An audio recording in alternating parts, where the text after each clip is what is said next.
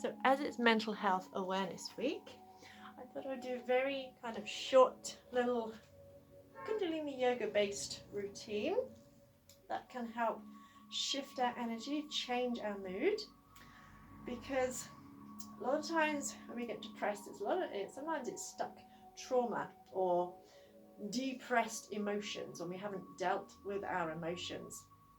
And one way to deal with our emotions, to process our emotions, to remove our emotions through our body is yoga. It's not the only way, but it's the way that I use. It's what I've used to get through my mental breakdown over Christmas and to get through my recent grief. You can do this sitting cross-legged on the floor or on a block or bolster, or you can do it sitting on a chair. It really doesn't matter where you do it, as long as you're sitting nice and upright, so we're not slouched, because when we're slouched, our energy can't flow properly. So we want to sit nice and upright so our energy channels can flow. So think of having a nice tall spine, and if you're sitting on a chair, have your feet flat on the floor, so you're not just like sat with your feet crossed or anything like that. So we're sitting purposefully. And just place your left hand over your heart and your right hand just on your lower belly. And just have your hands flat. And what that also does is it helps us connect with our body to get us out of our head, because sometimes when we're feeling depressed or stressed, we can be kind of all in our head and our mind can become like so crowded we can't think properly. So it also helps us get into our body. Our mind is in our body. And it also helps to realign the chakras. We've got our hand on our heart chakra and our sacral and solar plexus chakra, sacral and root chakra, sorry. And also because our gut, our heart, and our brain are all interlinked. Everything's interlinked at the same channel. So this also helps bring you back to a place of calm. And as you're breathing, I want you to imagine breathing into your belly first. And it might be a big movement, it might be a tiny movement, it doesn't really matter. But think of babies, newborn babies, when they breathe, they really let their diaphragms work. You know, their belly expands as they breathe in and out. So as you start to breathe into your belly first, breathe in a little bit more, feel your rib cage expand, and breathe in even more, feel your chest rise, and just pause at the top of the inhale. And as you breathe out, chest softens, rib cage relaxes, and belly relaxes. And pause at the end of the exhale as well. So we breathe in belly, ribs, chest, pause at the top of the inhale, and exhale, chest, ribs, belly, and pause at the end of the exhale. And if you can, count.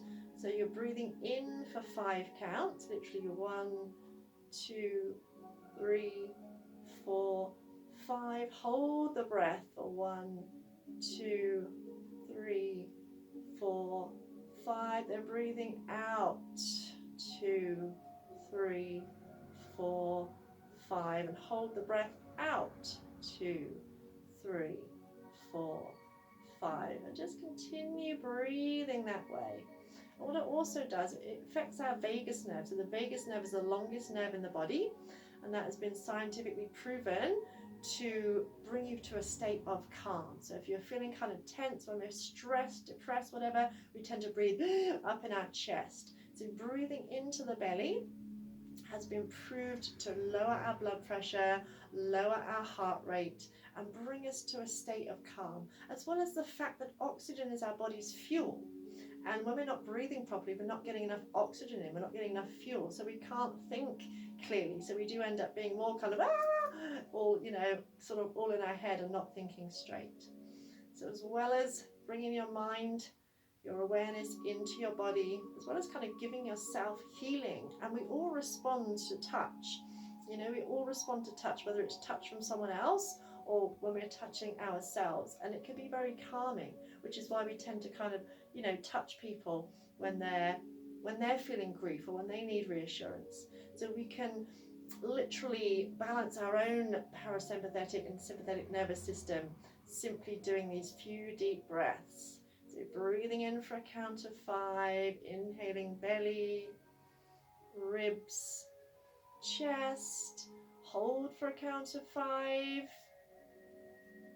And breathing out. 1, 2, 3, 4, 5. And holding the breath out for a count of 5. Just taking a couple more breaths like that. So the body is amazing. It's got an amazing capacity to heal. And when we breathe properly, we enable our bodies to heal. We literally stimulate every system in the body. We give every system a boost.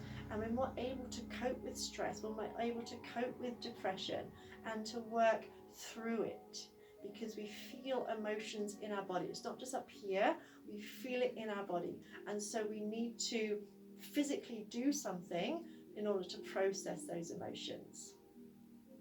And just resting your hands on your thighs. If you're sitting on the floor cross-legged, you can rest your hands on your thighs. I just want you to imagine circling your rib cage around. So you might need to sit away from the back of the chair. Inhaling forward, exhaling back. And just think of fluidity in the spine. Now everything in life flows in circles. Think of the circles of seasons. You can think of circles as cycles. What's a cycle? It's a circle. So everything in nature is a cycle, is a circle.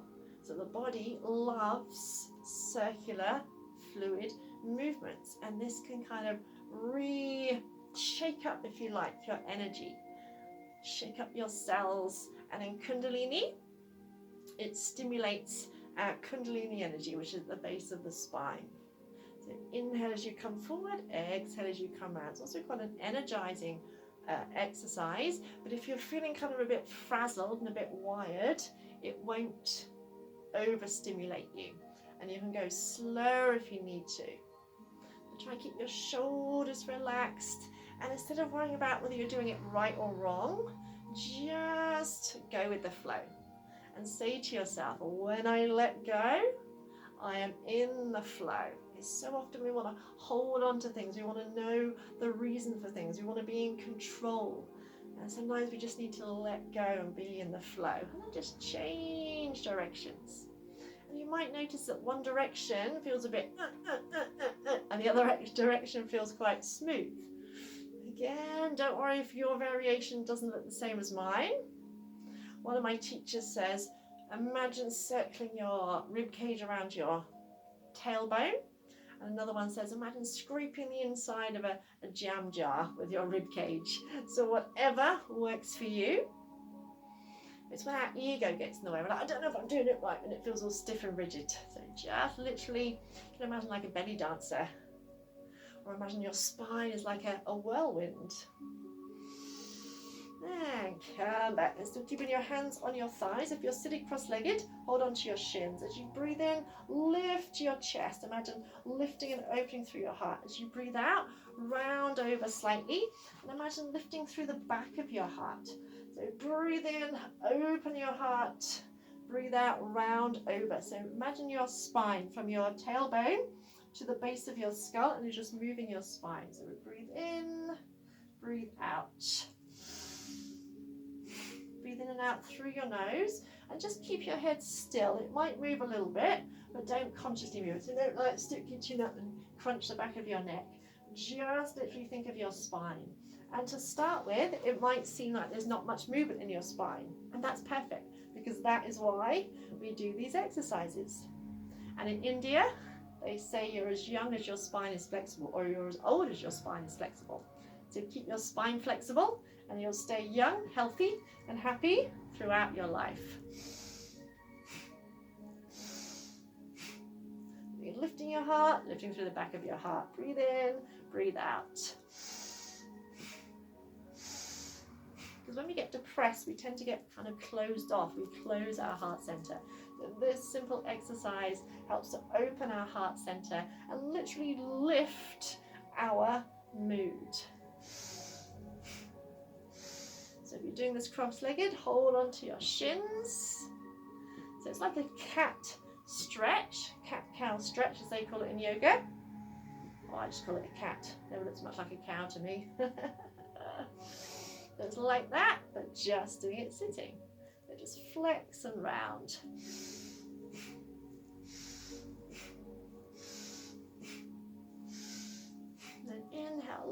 lift your heart. Imagine sticking your chest out, lift your ribs, hold the breath in.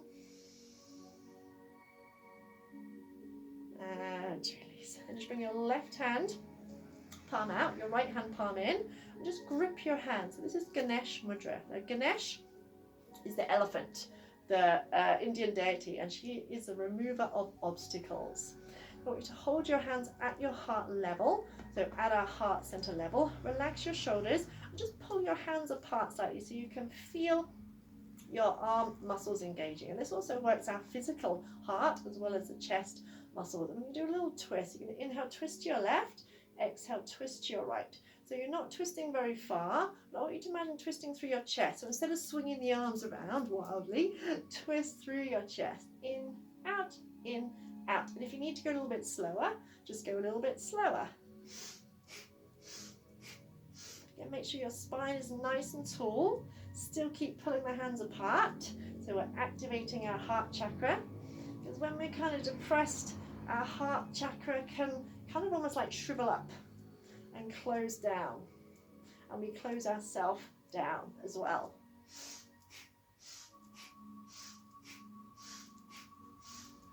So if it's too much going at this speed, then just go a little bit slower.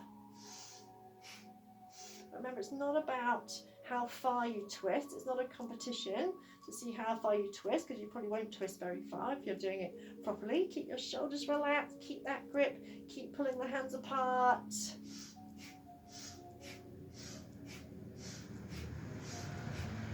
You might start to feel heat in the body as our energy starts to increase.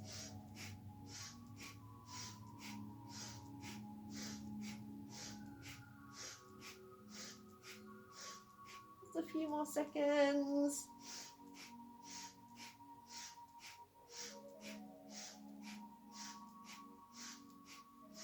And breathe in and really pull your hands apart. So if you're really trying to pull your hands apart, hold the breath in.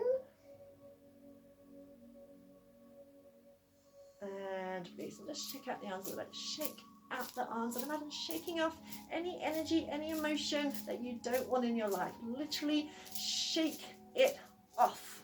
So shake the arms as vigorously as you can. Shake it, shake it, shake it, shake it, shake it. Release. And just take the feet out wide. So if you were sitting on the floor, come up to standing. Take your feet out wide, turn your toes out and lift your heels. Now you'll see it looks like I've got no skin on because I've got my muscle trousers on. So lift your heels, squeeze your butt to open up your hips and inner thighs. We tend to hold a lot of tension, especially emotional tension, around our hips. And that can tighten up the meridians, and that can literally make it hard for us to move forward, figuratively and metaphorically. So keeping the knees wide, keeping the heels lifted, press into your big toes and your little toes, and just bring your thumbs and index finger together. Spread your fingers out and take your arms out to the side. Press your elbows back and think of lengthening up from your tailbone right up to the crown of your head. Just make sure you're not tensing your shoulders. Just think of opening your heart and breathe nice and deeply. So you're pressing your elbows back so your heart space is nice and open. Your heels are lifted. You're pressing your knees out so you're engaging your inner thigh muscles. You're squeezing your butt so that your knees stay out, and you're breathing deeply. Nice, deep breath. Goddess pose, because you are a goddess, a goddess. Breathe as deeply as you can. Each time you breathe out, relax those shoulders. So yoga is not just about stretching, it's about strengthening as well. And when we strengthen our body, we strengthen ourselves. We build inner strength as well as outer strength. Now my leg muscles starting to shake because my heels are lifted, because my muscles are engaging, but that's our nervous system recalibrating. So if you're starting to shake as well, I celebrate that now because it means my nervous system is getting an upgrade. Just take 2 more breaths. Lift through your heart, relax your shoulders. And just remind yourself, my mind is stronger than my muscles. Keep lifting those heels, keep pressing into your big toes and your little toes. Now relax relax your arms, lower your heels, bring your legs in. Then we're going to bring your right foot in. If you're on the floor, extend your left leg out and bring your right foot to the inner thigh. And just gently press that knee out. Now, as you do that, just make sure you're not lifting off. Now, as I just said, we tend to store a lot of emotional tension around our hip joints. This helps to open up our hips. If you're a little bit more flexible or you want more of a stretch, bring your foot onto the thigh, then hold on with the opposite hand and the opposite hand to the knee, you know what I mean? So instead of having it like that, we'll have it like that, so that we're crossing our energy over, because energy flows right to left as well. So by touching opposite sides of the body, we're connecting each side of the body, because we can literally be kind of like one-sided, if you like, where energy is flowing on one side and not the other. As you're doing that, just gently press that knee out and hinging forward. So you can do this on the floor, that's perfectly all right. So chair yoga is brilliant for people who maybe struggle to get down on the floor, who maybe have blood pressure problems, who have, struggle with mobility, struggle being on their knees. Chair yoga is perfect for that kind of thing. Even though anybody can benefit from yoga. I think of it as yoga with a chair rather than on a chair, because people think, well, you can't do much on a chair, and actually that's not true at all.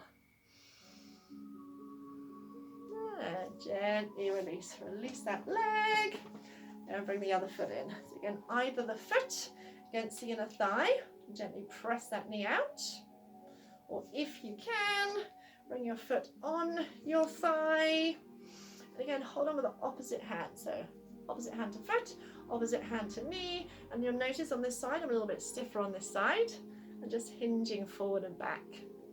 Again, we're releasing tension in our hips, and we're connecting right and left sides of the body. If you ever heard of a lady called Donna Eden, there's an energy medicine.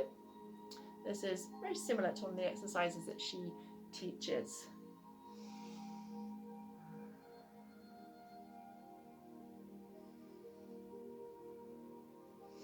And then gently release. You can hold that for longer if you're doing that at home.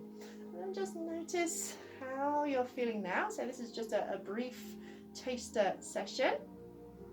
If you're interested in doing longer sessions with me, then just give me a shout, message me, and let's talk, because you deserve to be happy. You deserve to face each day full of excitement and enthusiasm. I know what it's like to be depressed. I know what it's like to not enjoy life. And if I can help people find their bliss, find their joy, then that is all good. And namaste. Enjoy the rest of your day.